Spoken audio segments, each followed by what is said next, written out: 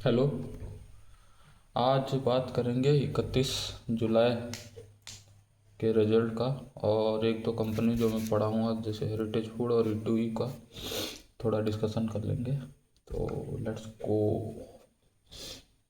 अगर कोई देख रहे हैं तो, और आप चाहते हैं कि मैं कोई कंपनी एनालाइज करूं, तो कमेंट में लिख दीजिएगा। I will be happy to do so. Hindustan Unilever ख़त्म। 5% का सेल्स ग्रोथ, 8% का पेड ग्रोथ। तो क्या ही करें ऐसे कंपनी लेके। 6 लाख करोड़ का मार्केट कैप है, कितना ही बढ़ जाएगा। सारेगामा मैं इन्वेस्टेड हूँ। बहुत बहुत ही खराब रिजल्ट। 1% का सेल्स ग्रोथ, मतलब सेल्स भी फ्लैट और प्रॉफिट भी फ्लैट। कोई फ़ायदा नहीं। कौन कॉल थोड़ा देखना पड़ेगा, शायद बेचना पड़ जाए, क्या मालूम। डीसीबी बैंक अच्छा रिजल्ट, 22% का सेल्स ग्रोथ और 20% का बॉटम लाइन में आया है। 20% का तो पढ़ने से पता चलेगा क्या हुआ है, क्या होने वाला है, क्या आउटलुक दे रहे हैं मैनेजमेंट। वंडरला हॉलीडे ख़त्म। 3% का सेल्स ग्रोथ, प्रॉफिट डाउन हुआ है 17% से। क्या ही करेंगे ऐसा स्टॉक लेके। ईपीएस डाउन है 26% से ईपीएस डाउन है। क्या करें ऐसे चीज़ लेके। स्कीपर का अच्छा रिजल्ट है, 15% का सेल्स ग्रोथ और 41% का paid growth. I don't track so. Chola 25% का सेल्स ग्रोथ, 20% का बहुत अच्छा है। इमामी ख़त्म, सेल्स फ्लैट, प्रॉफिट थोड़ा बढ़ा है 10% से। क्या करें ऐसा ले। कामा छोटे मारुति सुजुकी 8% का सेल्स ग्रोथ, प्रॉफिट बढ़ा है 1% से। ईपीएस बढ़ा से 1% से। क्या करोगे ऐसा स्टॉक लेके। 4 लाख करोड़ का मार्केट कैप है, 1% का प्रॉफिट ग्रोथ आ रहा है। सन फार्मा 9% का सेल्स ग्रोथ, 1% का प्रॉफिट ग्रोथ। फिर ऊपर से टैरिफ आ रहा है तो देख लेना भाई। डॉक्टर लाल पाथ सेल्स 11% से बढ़ा है, लेकिन ऑपरेटिंग लेवरेज बढ़िया मिला है। 24% का प्रॉफिट ग्रोथ है। जुबिलियन इंग्रेविया सेल्स फ्लैट, लेकिन प्रॉफिट 1.5 गुना हो गया है। एक्टर्स वैल्यू हाउसिंग 32% का सेल्स ग्रोथ है। अच्छा तो दिख ही रहा है 32% का सेल्स ग्रोथ, लेकिन बॉटम लाइन में नहीं है उतना, थोड़ा पढ़ना पड़ेगा। हाउसिंग फाइनेंस बहुत ही बढ़िया सेक्टर अभी लग रहा है। नेक्स्ट डाबर ख़त्म, 2% का सेल्स ग्रोथ, 3% का प्रॉफिट ग्रोथ। क्या करो। नेटवेब भयंकर रिजल्ट, भयंकर 102% का सेल्स ग्रोथ और 100% का प्रॉफिट ग्रोथ। लेकिन वैल्यूएशन बहुत ही महंगा, प्राइस लेकिन बहुत ही बढ़िया। चार्ट अच्छा लग रहा है। 200 ईएमए के पास चार्ट है। थोड़ा मैनेजमेंट कॉमेडी 35-40% का सेल्स गाइडेंस दिया था 2026 के लिए, लेकिन फर्स्ट क्वार्टर में 100% का सेल्स ग्रोथ और प्रॉफिट ग्रोथ। तो थोड़ा पढ़ना पड़ेगा इसका कौन कॉल को, तो कुछ फर्दर आइडिया मिले। रेडिको खैतान बहुत ही बढ़िया, 33% सेल्स ग्रोथ, 82% का पेड ग्रोथ, लेकिन वैल्यूएशन थोड़ा महंगा दिख रहा है। जिलेट मतलब बड़ा और नामा बड़े एफएमसीजी में यही थोड़ा अच्छा दिख रहा है। जिलेट इंडिया 10% का सेल्स ग्रोथ है और 26% का प्रॉफिट ग्रोथ है। वैल्यूएशन लेकिन वही महंगा है। कॉर्ड्स केबल 30% का सेल्स ग्रोथ, 34% का प्रॉफिट ग्रोथ है एवरेज। इससे बहुत बड़ा कंपनी की ये पॉलीकैब भी इससे आसपास ही ग्रोथ दिखा रहे हैं, और ये 200 करोड़ का मार्केट कैप है। तो इतना रिस्क लेके क्यों ही खरीदना है ऐसे स्टॉक को।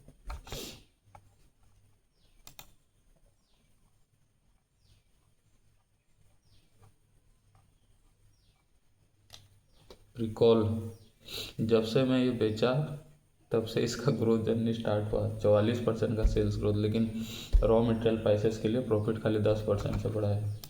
जब से मैं बेचा तब से ही ये चलना चालू है। उसका मंथली नंबर कितना बेहतरीन आ रहा है अभी तो सेल्स का। अभी भी उतना बड़ा नहीं है, 200 ईएमए के नीचे ही है, लेकिन ठीक है, अच्छा ही नंबर है। मैनकाइंड फार्मा 24% सेल्स को, लेकिन प्रॉफिट डाउन 18% से। क्या करें भाई। सीयूबी 16% का ग्रोथ, सिटी यूनियन बैंक औसत 7% का सेल्स हुआ, 17% का प्रॉफिट ग्रोथ। रेस्टोरेंट ब्रांड बहुत बहुत क्वार्टर के बाद थोड़ा मतलब झेलने जाए रिजल्ट दिख रहा है। 8% का सेल्स ग्रोथ हुआ है, लेकिन पैट नेगेटिव अभी भी 45 करोड़ का।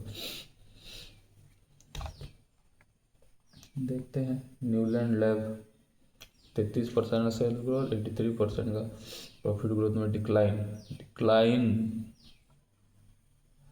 98 करोड़ प्रॉफिट से 14 करोड़ प्रॉफिट में आ गया है यो।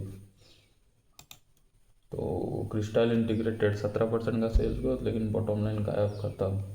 आरती इंडस्ट्री खत्म, 70% से प्रॉफिट डाउन। जी शिपिंग 32% से प्रॉफिट डाउन। काबिल 14% से बढ़ा है, 14% से। क्या करोगे इसे स्टॉक लेके भाई, क्या ही करोगे। यहाँ उधर पॉलीकैब के ये कितना बढ़िया ग्रोथ दिखा रहा है, ये 14% का ग्रोथ। क्या करें भाई ऐसा स्टॉक ले। इसीलिए वैल्यू तीनों से, बाकी दोनों से सस्ता ही है। आइचर मोटर 15% का सेल्स ग्रोथ और 9% का 10% 9% का पैट ग्रोथ। टीवीएस मोटर देखो उधर, तो देखना बारबेक्यू नेशन खत्म। 4 करोड़ का लॉस था लास्ट Q1 FY24 में, अभी है 17 करोड़ का लॉस, 16.7 करोड़, खत्म। सेल्स डिग्रो हो गया 3% से। अगर ऐसे स्टॉक में हो तो तुरंत तुरंत निकल जाओ भाई। क्रेडो ब्रांड गया 36% से प्रॉफिट डाउन। मोबीक्विक भी गया, 11 करोड़ लॉस है, 40 करोड़ का लॉस। हालांकि क्यू लॉस थोड़ा कमा है, 56 करोड़ से 40 करोड़ का हुआ है फिर भी।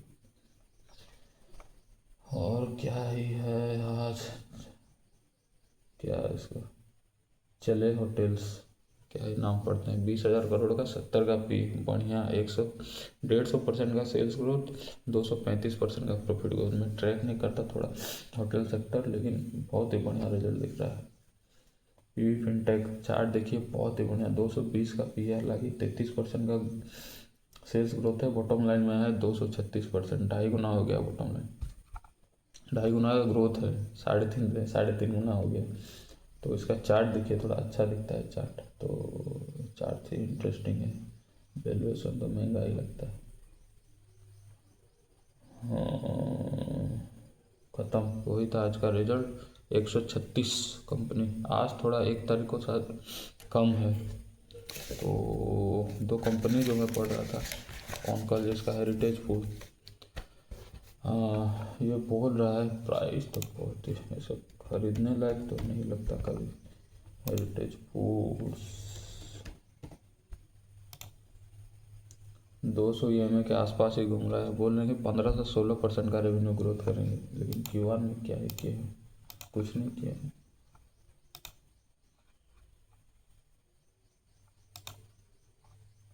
दस % सेल ग्रोथ हुआ है और 31% से पैर डाउन है। 15-16% का गाइडेंस दे रहे हैं। तो ये उनका एक मतलब एक्विजिशन है नोवान ड्राई फूड्स, 1.31 करोड़ का लॉस किया है Q1 में, तो वो शायद प्रॉफिटेबल हो सकता है। यही थोड़ा ट्रिगर ही वो जो लिवो ब्रांड को एक्वायर किए हैं, क्या बोलते हैं उसको, कर्ड का, वो बोल रहे हैं कि नेक्स्ट 1 साल में 2 टन का पर डे वॉल्यूम जनरेट होगा उससे। और सेल्स मतलब इतना ख़राब रिजल्ट का रेस्पॉन्सिबिलिटी दे रहे हैं मानसून, क्योंकि इस साल गर्मी उतना नहीं पड़ा, तो इसीलिए उनका मतलब वैल्यू एडेड प्रोडक्ट जैसे लस्सी छाछ वो सब का बिक्री थोड़ा कम था। और रेवेन्यू सॉरी एडवर्टाइजिंग कॉस्ट में इंक्रीज है, क्योंकि सेल्स उनको बढ़ाना है, तो ये अच्छा भी समझ सकते हैं आप, लेकिन शॉर्ट टर्म के लिए थोड़ा प्रेशर पड़ेगा मार्जिन में।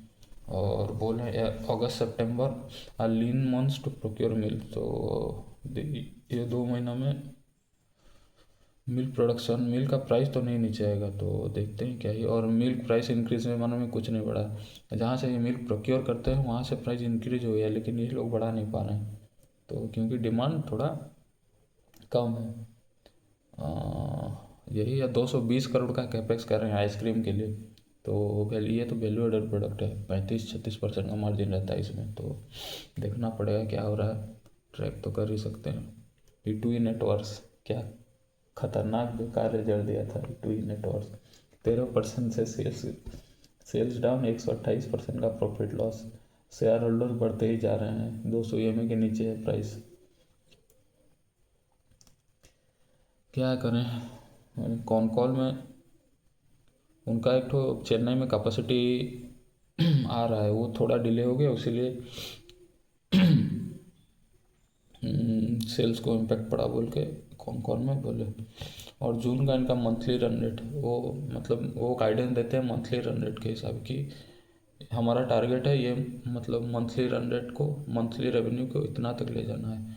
लास्ट कॉन कॉल में वो 35 से 40 करोड़ का मंथली रन रेट होगा बोले थे मार्च 2026 में, उस तरह टाइम था 12 के आसपास, और जून का मंथली रन रेट है 14.5 करोड़ का। तो और यही कॉन कॉल में वही बात बोले कि हाँ हम 35 से 40% आसपास का मंथली रन रेट अचीव करेंगे बाय मार्च 2026 तक। तो सही है, अभी उनका कैपेसिटी है 3900 GPU का, 3000 GPU जिसमें से चल रहा है, और अगर 3900 GPU टोटल चले, इनका मंथ ARR मतलब ARR मतलब उनका एनुअल रेवेन्यू, अगर 3900 GPU एक साल तक चले तो एनुअल रन रेट मतलब जिसको बोलते हैं 500 करोड़ का हो सकता है।